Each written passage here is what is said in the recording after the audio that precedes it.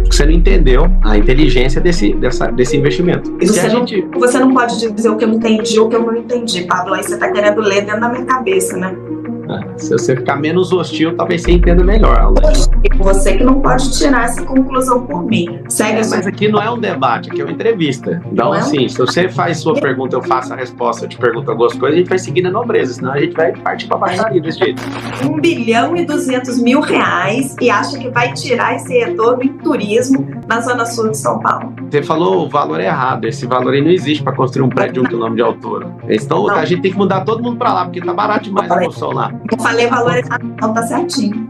Não tá, porque não termino uma obra dessa. Eu sou construtor. A metragem quadrada e a tecnologia para fazer um prédio desse não termina. O valor tá errado, não. Tá certo. Errado. Não constrói um prédio com R$1 bilhão. Não é dólar, não. 1.2 bilhão e a minha pergunta... É porque você falou reais. Não, você tinha falado reais. Volta a fita depois, você falou reais. Gente. 1.2 bilhão.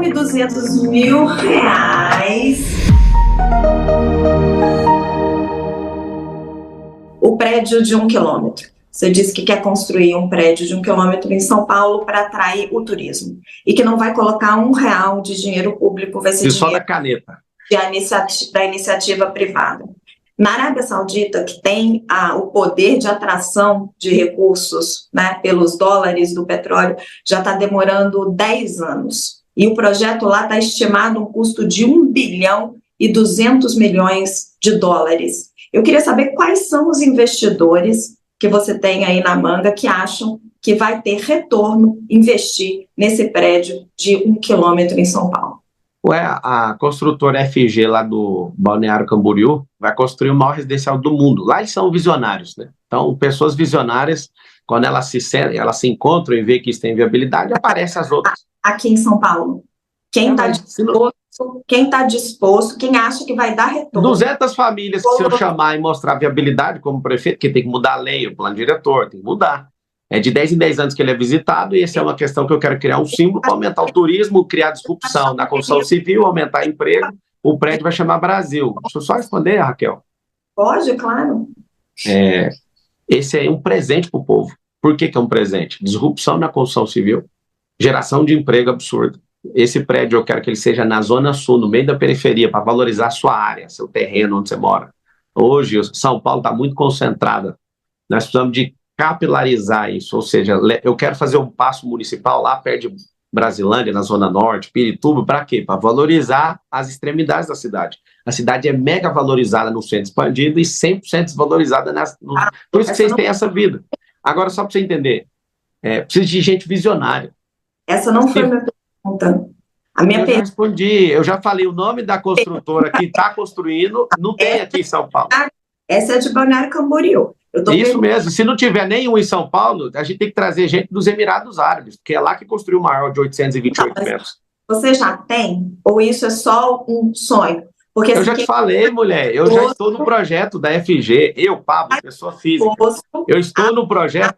1.2 bilhão e acha que vai tirar esse retorno em turismo na Zona Sul de São Paulo. Você falou o valor errado. Esse valor aí não existe para construir um prédio de 1 quilômetro de altura. Então, a gente tem que mudar todo mundo para lá, porque tá barato demais a construção lá. Eu falei valor errado, não, tá certinho. Não tá, porque não termino uma obra dessa. Eu sou construtor. A metragem quadrada e a tecnologia para fazer um prédio desse não termina. O valor tá errado, não. Tá errado. Não constrói um prédio com R$1 bilhão. Não é dólar, não. 1.2 bilhão e a minha pergunta... É porque você falou reais. Você tinha falado reais. Então volta a fita depois, você falou reais. Gente...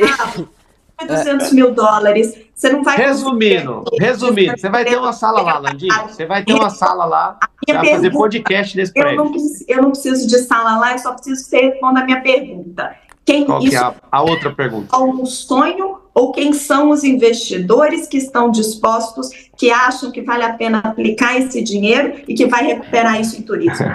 Eu acho que uma conversa levando 200 investidores para fazer isso. Esse é o de menos. Ninguém vai gastar dinheiro público com isso. É o que agora, é o projeto de pé. Primeira coisa, para ter um projeto desse, eu preciso ganhar a prefeitura. Porque chamar alguém para bancar um projeto sem o cara ser prefeito e sem peitar a Câmara sem peitar o plano diretor, quem vai investir? Eu sou investidor profissional, ninguém vai investir. Agora, você precisa colocar o Marçal para prefeito no dia da vingança, no dia 6 de outubro, vocês vão apertar 28 na urna e vocês vão ver o prédio. Quero entrar num outro assunto que traz muita tristeza para a cidade. Traz muita tristeza para a cidade de São Paulo, quando eu estou aqui nesse momento, inclusive estamos todos aqui, nós três, no centro de São Paulo, e a gente vê a quantidade de pessoas morando nas ruas. Né? No seu plano de governo, o senhor traz um número que até é questionado, até pelo próprio prefeito, de 80 mil pessoas vivendo nas ruas. Mas o seu plano, apesar de trazer esse número muito triste e preocupante, não há nenhum plano exato para tirar essas pessoas da rua. Eu queria saber se o senhor se compromete a retirar essas 80 mil pessoas das ruas da cidade de São Paulo? O nosso coordenador do plano de governo é o Sabará, que era secretário, já foi secretário da prefeitura e secretário do governo do estado, saiu me conhecendo, sabe aonde? Na questão do Rio Grande do Sul, na ajuda de 206 carretas que eu mandei para lá, e ele é uma pessoa comprovadamente que tirou 3.500 pessoas da situação de rua e deu emprego com a Arca, que é uma ONG. Hoje, essa assistência, né, de tirar essas pessoas e cuidar delas, é algo em torno de um pouco mais de 2,6 bi no orçamento, só que 1 bilhão é destinado para essas ONGs que estão ajudando nisso. Só que tem ONG tipo a Craco Resiste, que recebe dinheiro público para manter, para fazer esse negócio continuar. O aumento, quando você fala o número, não foi eu que saí contando o número, nem minha equipe. Isso aí tem números de 60 a 80 mil, mas de todo jeito é um Morumbi lotado de moradores de rua. Essa é uma situação que a gente precisa tratar com emergência. Falar que vai zerar em 4 anos, ninguém conseguiu fazer isso. Agora, tem 3 ambientes: a rua, o abrigo e o emprego. A gente precisa promover essas pessoas. Leva, em média, 7 vezes uma entrevista com a pessoa, segundo o Sabará e a Arca. Eu preciso repetir 7 vezes com a pessoa para ver se eu levo ela para o abrigo. Do abrigo, a gente precisa levar ela para o emprego. E aí está o problema. A Cracolândia hoje não é só crack. A maior parte do problema hoje é álcool. As pessoas estão se beneficiando ali dos abrigos para ficar ali à noite, porque no abrigo você não pode ficar entrando e saindo toda hora. Se for virar à noite, tem que esperar amanhecer para essa pessoa sair. O que a gente precisa? Na formação de emprego, levar essas pessoas, elas precisam de 12 meses a 24. Tem gente que se recupera com 6.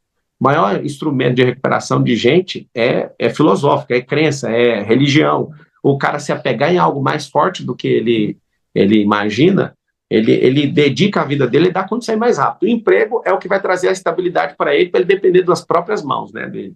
Então, o Sabará, que já lidera isso, é o cara que já tem os códigos, ele já tirou 3.500 pessoas e nós vamos fazer uma revolução em relação a isso, mas se não tiver emprego, não tem como. Tem que gerar emprego. Então não tem como prometer isso, não tem como prometer isso em 4 anos, que foi justamente o ABRE, né? Então não tem. Vai ser uma tentativa de retirar essas pessoas da rua com vários modos, como o senhor falou.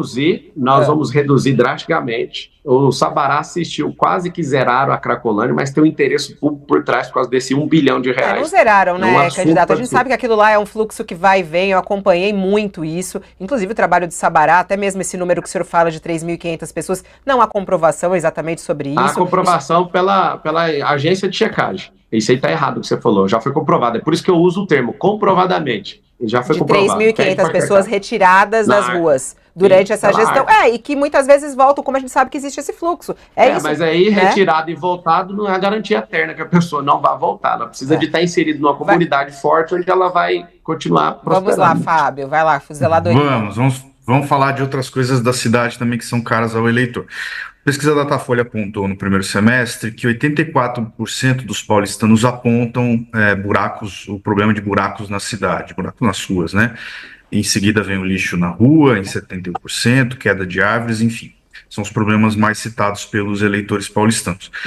O seu plano é bem sucinto na parte de zeladoria, apesar dela estar um pouco presente em outros pontos do plano, a área específica de zeladoria é curta. E o senhor diz que vai combater o problema com tecnologia e cita o uso de câmeras pelos fiscais. Eu queria entender como as duas coisas se conectam. Se o problema, na sua avaliação, o principal problema de zeladoria é de fiscalização? A questão das câmeras, a gente já viabilizou essa questão, não é nem criar, já tem. A gente vai colocar nos caminhões de lixo para fazer uma zeladoria com geolocalização. Uma câmera 360 que vai pegar buraco no chão, vai registrar. Viu o buraco, já tem essa tecnologia. Poda de árvore, está entrando na fiação, já vai registrar. Você imagina, usar um recurso que é o caminhão de lixo, que já está fazendo atividade 1, não precisa de um carro 2 para fazer isso, então um bom gestor, ele gasta menos, né? Ele olha para recursos disponíveis e coloca eles para funcionar. Então a gente vai olhar a questão de limpeza da cidade, calçada, poda de árvore e buraco na rua. Tudo com o quê? Com tecnologia. Isso, a tecnologia vai mapear, já dá a geolocalização em que é uma fila de trabalho. Inclusive, como eu fui atendente de call center, nós vamos tratar o cidadão de São Paulo como um cliente. Hoje, a pessoa sente que o Estado não está com ela, nem que serve ela.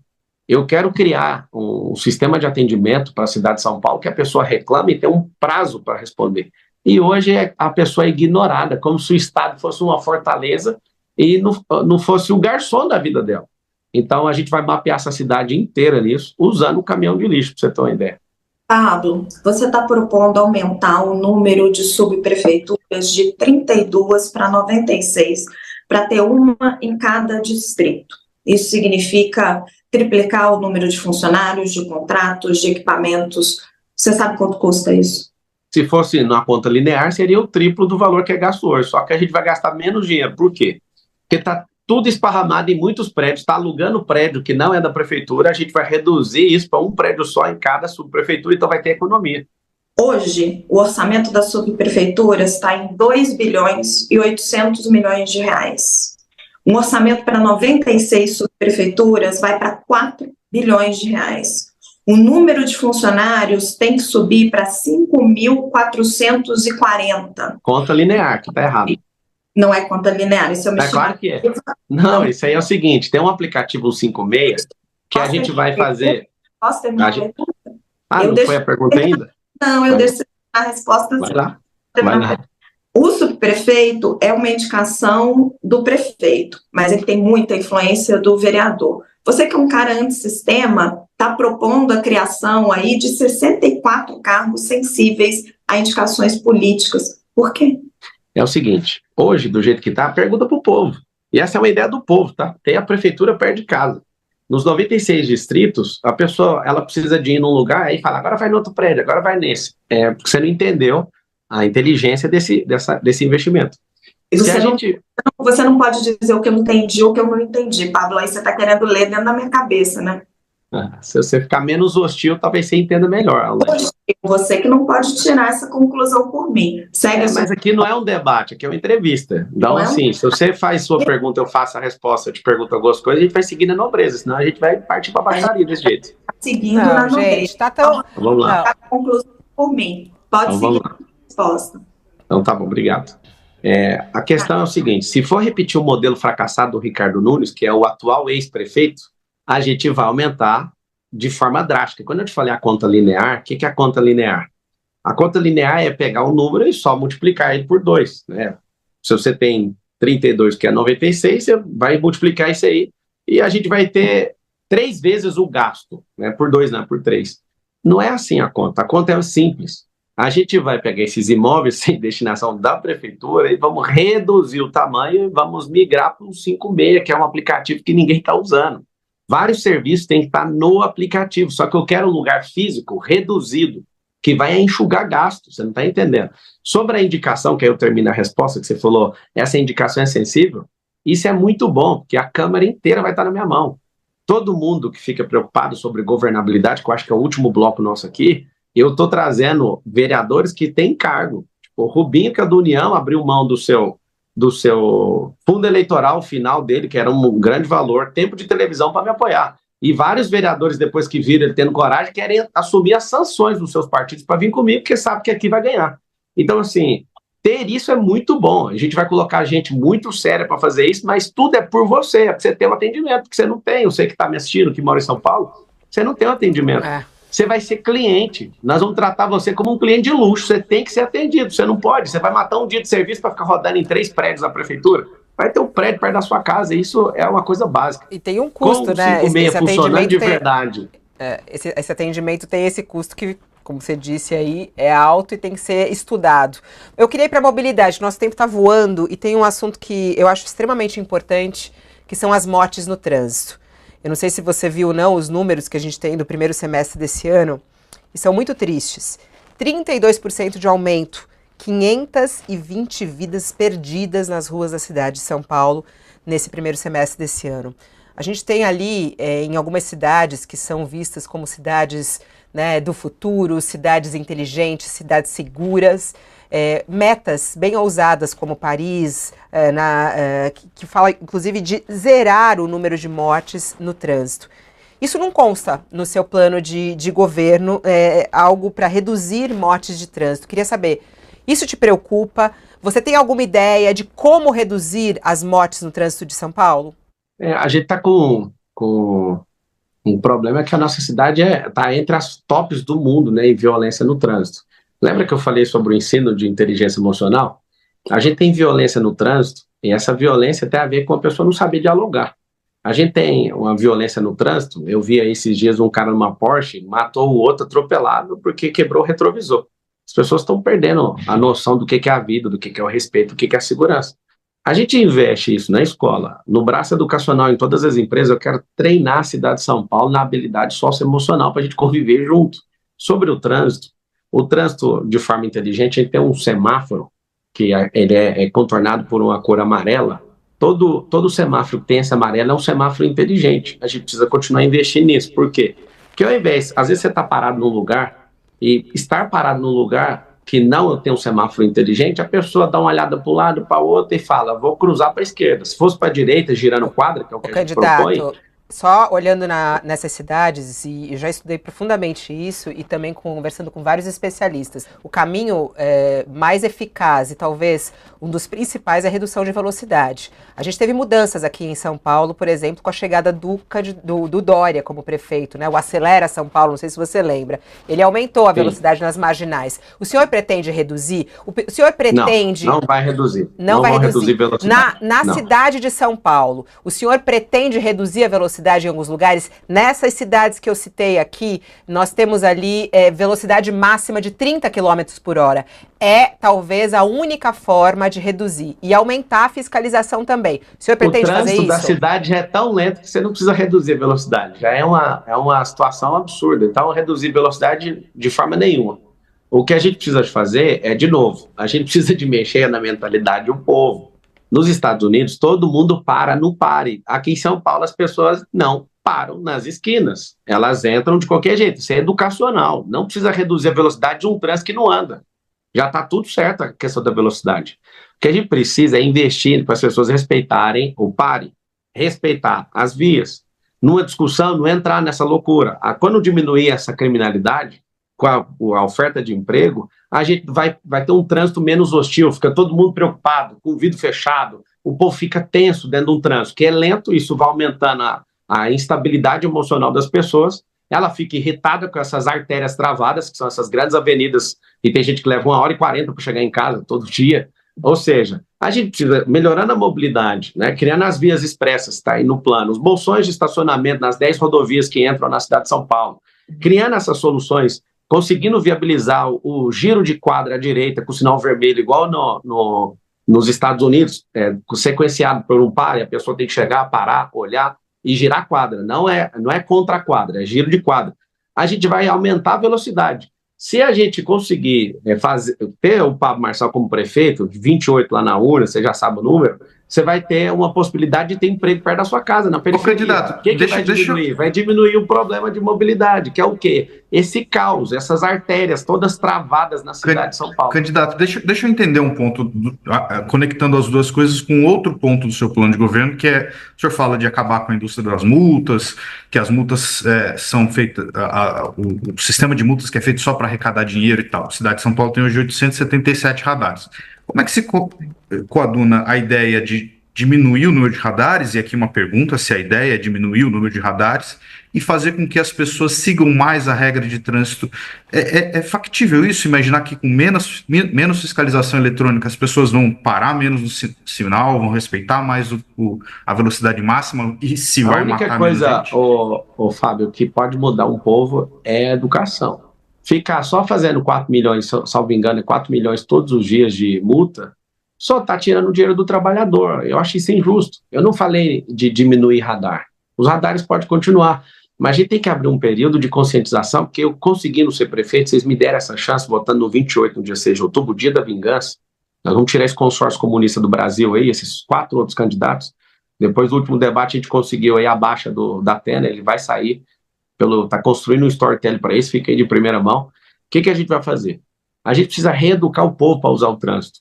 Mas em curto prazo? Reduzir a mortalidade em curto prazo? Tem que treinar, deixa eu te falar. O braço educacional já vai começar no dia 1º de janeiro. Eu vou terminar. Mas o efeito disso não é longo?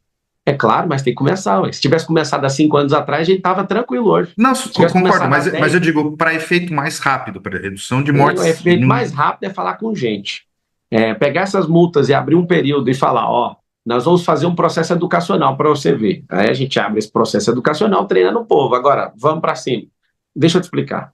Se não treinar um povo, não tem como mudar isso. E é um sistema viciante que o governante da cidade de hoje ama essa receita. É muito dinheiro que a receita de multa está gerando para a cidade. Só que as pessoas estão mudando. Se o caráter da multa estivesse mudando as pessoas, a gente teria uma redução das multas. Só que não, ela continua crescendo. Por que é? Porque não tem o intuito de ter um trânsito melhor. É um intuito de arrecadação.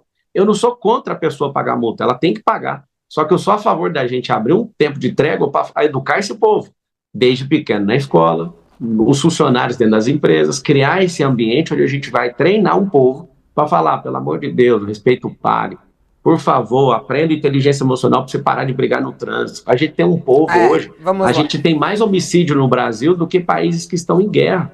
A gente já chegou a ter 70 mil homicídios no ano. Você olha para o Japão, que é um povo que trabalha essa questão socioemocional, a gente tem 900 homicídios no Japão no ano.